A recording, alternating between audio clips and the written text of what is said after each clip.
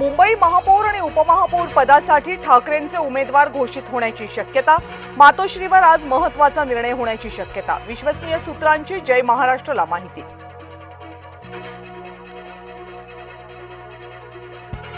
ZP प्रचाराचा आजचा शेवटचा दिवस। प्रचारासाठी आता उरले फक्त काही तास।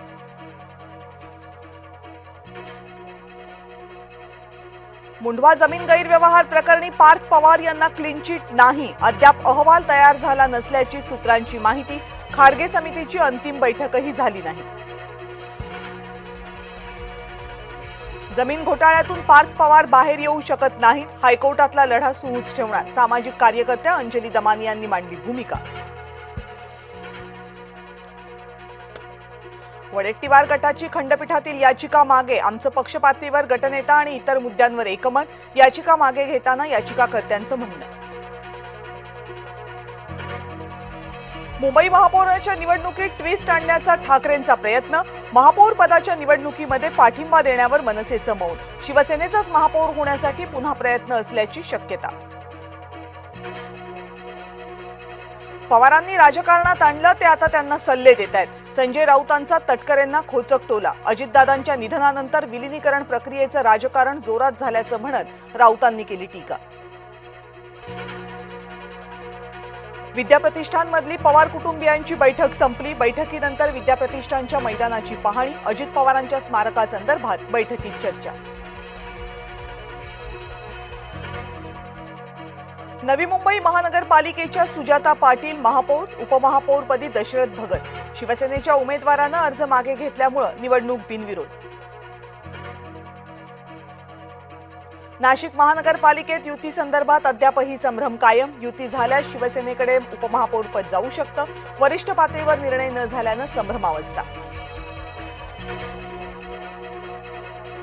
संभाजीनगर महापौर पदाच्या निवडणुकीत ट्विस्ट। 2.5 वर्षांचा फॉर्म्युला, पण महापौर कोण हा सस्पेन्स कायम। 10 तारखेला महापौर पदासाठी निवडणूक होणार।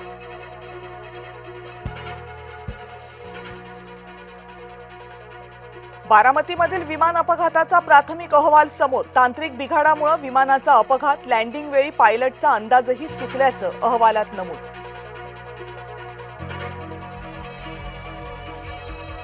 मुंबई नाशिक महामार्गावर मोठी वाहतूक कोंडी। मुंबई नाशिक महामार्गावर अवजड वाहनांचा अपघात। नाशिकहून मुंबईच्या दिशेने जाणाऱ्या वाहनांच्या रांगा। पंतप्रधान नरेंद्र मोदी अमेरिकेचे सेल्स एजंट आहेत का? हा अमेरिकेशी करार नव्हे तर अन्नदात्याविरोधात युद्धाची घोषणा। सामनाच्या अग्रलेखातून थेट पंतप्रधानांना सवाल।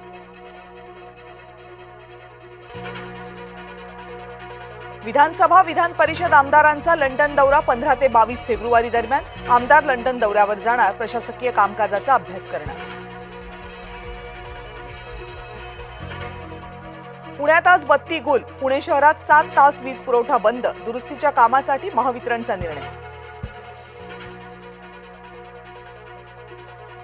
मेट्रो 3 मार्गिकेच्या तिकिटावरून नवा वाद उफाळण्याची शक्यता।